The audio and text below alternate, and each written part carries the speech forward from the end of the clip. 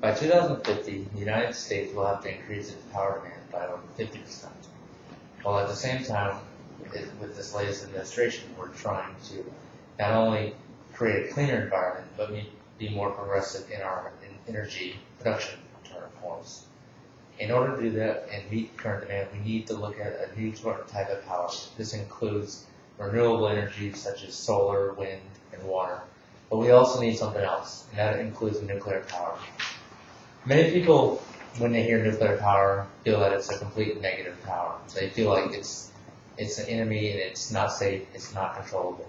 But what many people don't realize is that a nuclear power plant is very similar in the way a coal plant and any other gas plant that we use today is. Over the next couple of minutes, I'm going to explain exactly how a nuclear power plant takes the energy from splitting an atom and turning all that energy into producing electric current. In the schematic, you'll notice that there's 3 separate loops. The first loop is the primary loop, then there's a secondary loop, and the tertiary loop. In the primary loop, this is where the chain reaction occurs. What we do is we split uranium-235, and by doing so, it releases 2 neutrons that will hit other uranium atoms, thus creating a chain reaction, keeping the energy production constant and stable. We're able to control this by using number 4 in the schematic of the control rods. By regulating the control, we can operate under steady state conditions for over 2 years, and thus allowing for a long-term, stable, and economical profit. Once we split the uranium, it not only releases the 2 neutrons, as I mentioned before, to keep the chain reaction, it also releases heat. This is the part where we're very interested in. What we can do with this heat is, as we use the pump in part 3, we can cycle the hot water that's around 700 degrees into our heat exchanger, which is number 6. From this heat exchanger, you'll notice that the primary loop goes through the heat exchanger, and what happens there is the cold water comes through, and when it hits the hot water from the primary loop, it turns to steam. As you can see in number 12, that's representing the steam.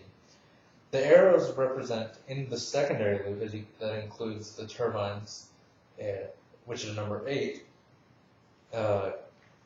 is where we send the steam through the turbines, which thus spins them, which is connected to a generator, which is figure 9. What the generator does is when it spins, it induces a current, which allows us to send electricity onto the electric grid, thus sending it to your homes, which can power anything from an electric car to a stove. Now, in order to keep the cycle running and stable, we have to send the water to a third loop, which is where the cooling tower takes place, which is figure number 2 in the schematic. Whenever the hot water comes past the turbine and hits number 11, it hits another heat exchanger. And when it hits thus cooling the cycle, we're going to be returned back through the heat exchanger in number 6. This whole process is very constant, it's very stable, and it's been practiced for over 50 years.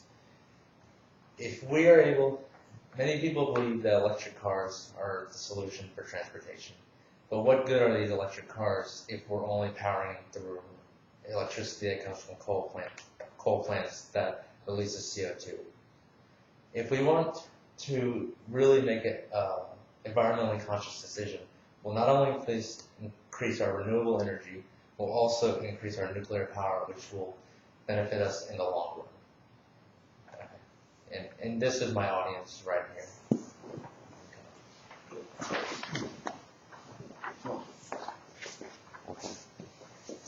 Thank you very much.